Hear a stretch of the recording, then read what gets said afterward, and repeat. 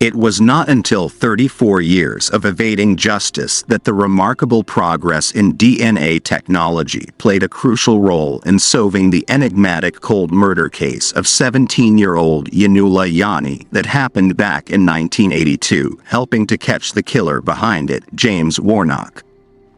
The young girl's family had for years been living in torment trying to get justice and had failed in doing so after the trail of the killer had gone cold.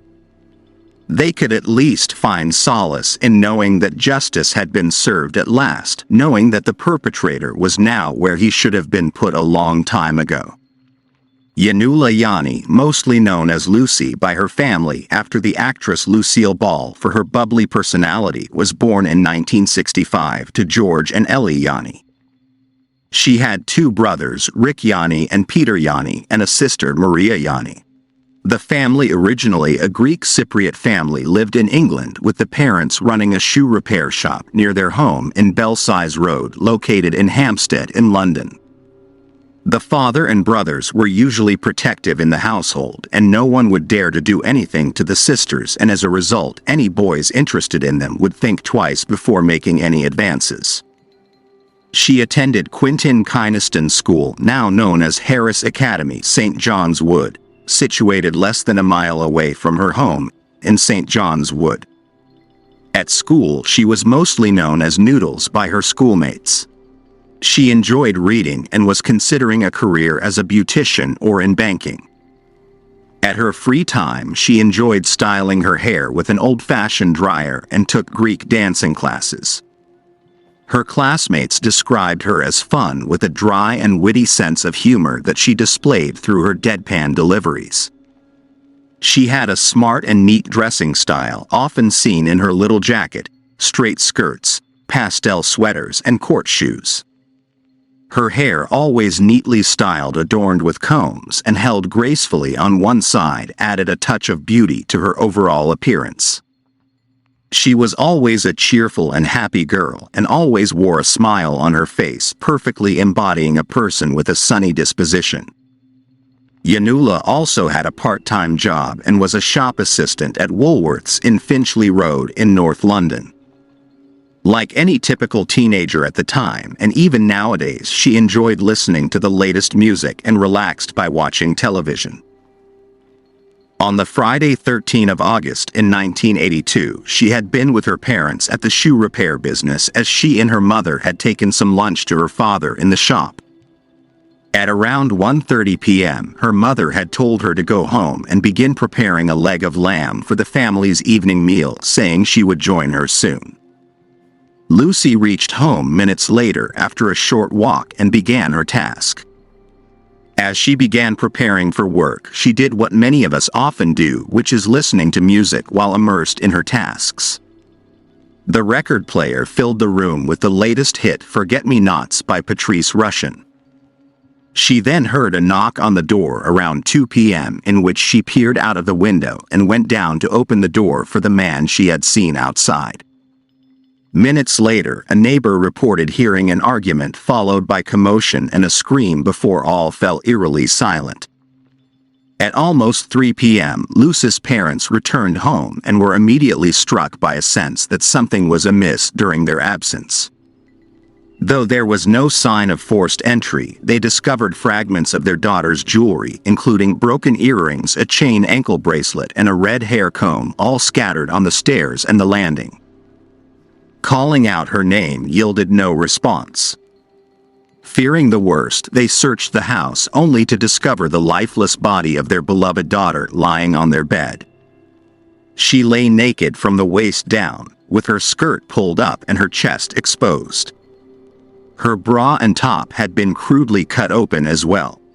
The police launched their investigation, and an autopsy revealed that she had likely suffocated, possibly due to her neck being held in an arm lock. Additionally, she had been sexually assaulted, punched, and bitten, marking a horrific and tragic end to her young life.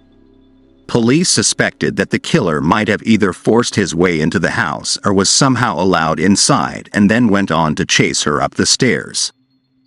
He may have grabbed her ankle as she fled, explaining the broken chain found on the carpet.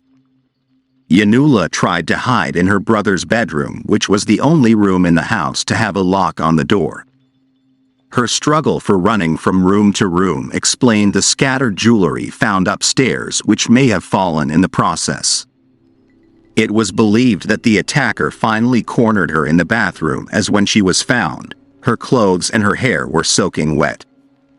A bodily fluid was recovered from her body, but DNA testing did not exist back then, and therefore the sample provided no clues to any suspect. Fingerprints and palm prints were also retrieved from the rim of the bath, but they could not be placed to match with anyone. There was a lot of media coverage in this case, with Lucy's sister Maria, barely a week after the murder, bravely reconstructing her sister's last movements for Police 5, which was a British television program that reconstructed major unsolved crimes in order to gain information from the public which may assist in solving a case. A mobile police station was also set up in Belsize Road, and more than 1,000 people provided witness statements and fingerprint samples, but despite the high-profile public appeal, the extensive police inquiries, and the massive community support, unfortunately, no suspects were identified and nobody could really pinpoint the man that knocked at the Yianni's door. However, police were informed that up to 3 months before the murder, Yiannoulla, Maria and their mother were on 2 occasions followed by a man near their home. He was described as being in his early 20s, around 5'6" tall, with a Mediterranean complexion and black slicked back hair. During the first and second year anniversaries of the murder, appeals were made, and an e-fit image of the man seen by Maria and her mother was featured on the BBC Crime Watch in 1984. In an effort to keep the investigation alive, Lucy's heartbroken father George made appeals to the then Prime Minister Margaret Thatcher and the Commissioner of Scotland Yard. Unfortunately, he passed away in 1988 due to a brain tumor. Many described him as a shadow of his former self, as he had become a broken man since that fateful day. He was buried next to Yiannoulla in a North London cemetery.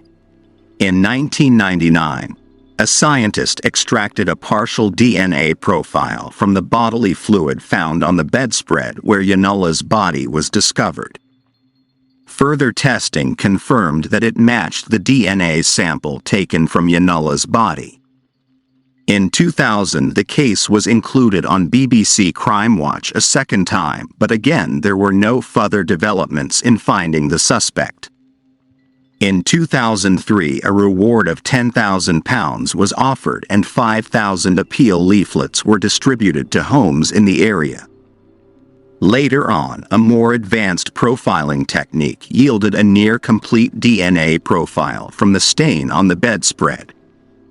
The profile was run through the National DNA Database, but there were no matches found.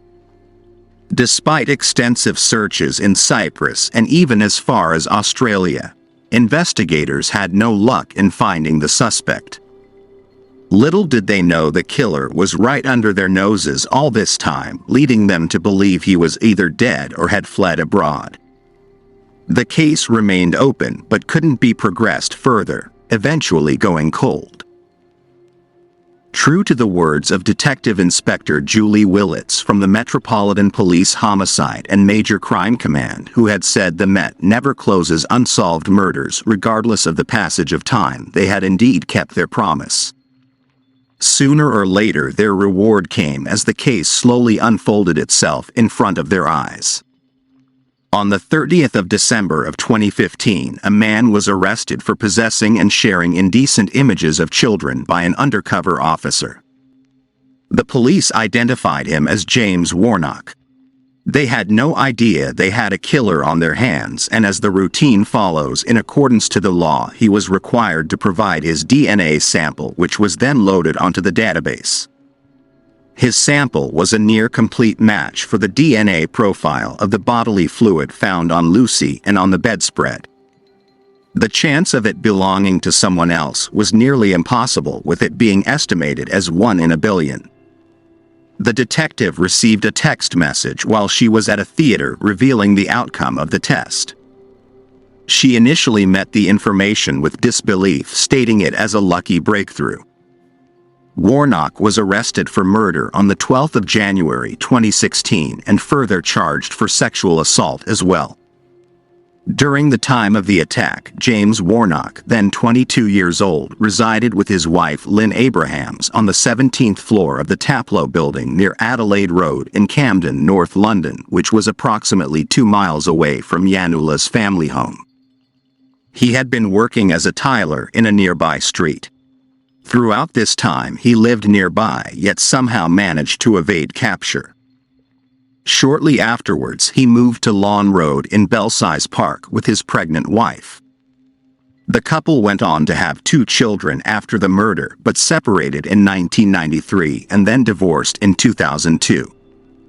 At the time of his arrest, he had moved to Harrington House on the Regent's Park estate in Camden, where police found him awaiting their arrival drinking beer dressed in his underpants.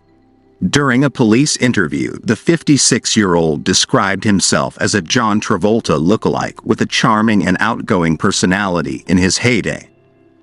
He claimed to have been dating Yiannoulla and stated they had been seeing each other for a while, visiting her home for intimate encounters. He said he had first noticed her when he took a pair of boots to be repaired at her father's shop. It led them to start going for walks, sit on park benches, and with time their relationship grew to become more and more intimate. Yeah, I went into there's a little shoe shop there, like little repairers. I wanted to get me boots repaired. I had a pair of Dr. Martens. Oh yeah. And I said, can you do anything? And the guy said, no, you can't. I said, they're not bad in condition. I said, but anyway, he couldn't do anything. And there was a young girl in there, we just smiled, and that when he went out, there was a little shop, went in to get some grocery, like drink and that, and I just started chatting. I said, and that's it sort of started from there. Okay. And yeah, that was it. That's how I know her. I know. Tell me more about hitting it off big time then. Well, chatting away at first, and that I said I wanted, like we go out and that, and and I think to be quite honest, they were very strict parents, so I don't think she really wanted me to. But then again, I was, if not married, I was nearly married, but I was still living with another lady. Yeah. Okay. And so that was that. So yeah, so we used to sometimes we'd have a walk up the road and a kiss and a cuddle, whatever, and yeah, that was that was. Did it progress? It did progress, yeah. It did. Tell me more about that then. Without going, well, it did progress because she said, because I said, I've got a place, but I can't take you back there. And she said, well, we can go back to mine, but I can only do it certain times when my mum's not there, or whatever, someone's there. I think it was she had a bigger sister and that, and a brother, I think, and she said, we got on really well. Okay. And it ended up being like sexual, and it was very, but I was only young. She was a young, attractive girl. Yeah. I mean, I was only 22, and it was really nice. Yeah. So tell me about. However, all these were just pure lies, as Lucy was brought up in a proper traditional Greek Cypriot family, and therefore she was not only preserving herself for marriage but also not permitted to have a boyfriend at her young age. Medical evidence also backed that she was a virgin before the attack. He further claimed that he had never seen any coverage of Lucy's death because he did not read newspapers or watch the television.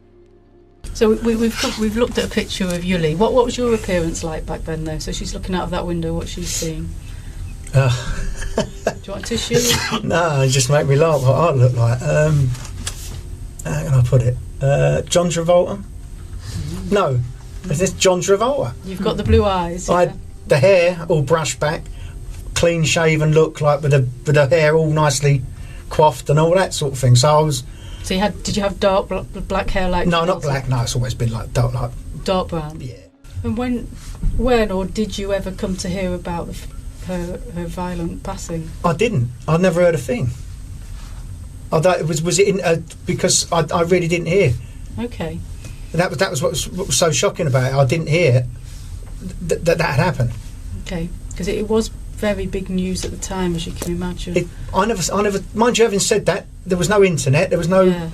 All you got, if you've got the local paper, or if you've got something, didn't really read a lot of it, only read the sport. Typical bloke, look at the sport. That's when the police just knew he was telling lies. Photos taken when he was 22 around the time of the crime bore a striking resemblance to the E-Fit image depicting the man responsible for Yiannoulla's death, providing further evidence which pointed to him being the prime suspect. During the trial, Yiannoulla's siblings and their 86-year-old mother were forced to listen as Warnock maintained his claim that he used to go to their home for intimate encounters with the teenager, a claim that was easily refuted by the jury. The prosecution maintained that Warnock had noticed Yiannoulla, was attracted to her, and had probably been the man following them in the street 3 months before the murder. Contrary to his false claims of a relationship, he had merely knocked on her door after spotting her returning home that day. Despite his attempts to charm his way into the house, Yiannoulla refused to let him inside. After forcing his way in, he chased her up the stairs, ultimately catching her. He then sexually assaulted and strangled her to death. On July 14, 2016, James Warnock was convicted by the jury at the Old Bailey for the brutal murder of Yiannoulla Yianni through strangling and sexually assaulting her. On July 18, the Recorder of London at the time, Judge Nicholas Hilliard, sentenced him to life in prison with a minimum of 25 years. In addition to a life sentence for murder, he also sentenced Warnock to 20 years for sexual assault and gave him a range of terms that lasted between 5 months and 4 years after he admitted to 6 counts of distributing indecent images in 2013, with all these sentences running concurrently. The judge said that the killer, who gave no reaction as he was sentenced, was likely to spend the rest of his life in jail. Following the verdict, the Yianni family described how Lucy's murder had left them saturated with grief, but that didn't shatter their belief that her killer would eventually be caught one day. For over half a lifetime, they lived with the daily torture of what happened to their daughter and sister. They were profoundly moved by the dedication of those involved in the investigation of her murder and expressed their gratitude to everyone who worked tirelessly to bring Warnock to justice, especially during the last 6 months leading to the verdict. They now prayed that they could move forward with the rest of their lives, having some peace in knowing that her killer had been brought to justice and that a very dangerous man was no longer a threat to anyone else. The judge paid tribute to Yiannoulla Yianni, emphasizing that the brightness of her spirit meant that she would be remembered as a happy and hopeful teenager and not defined by the evil done to her. Advancements in technology are playing a crucial role in solving cold cases and apprehending those who once believed they had escaped justice. This has brought closure to the victims' loved ones, knowing that justice has been rightfully served and the perpetrators are held accountable for their atrocities.